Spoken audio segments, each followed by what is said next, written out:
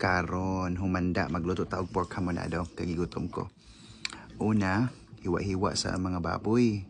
Pork belly na siya, guys. Mix na ng garlic, onions. Pag human, gibutangan ako na siya pineapple juice, ha? No, gikan sa lata. Butangan akong bay leaves, salt, butangan akong pepper. Pag ato pong patamisan, so butangan nato siya og brown sugar.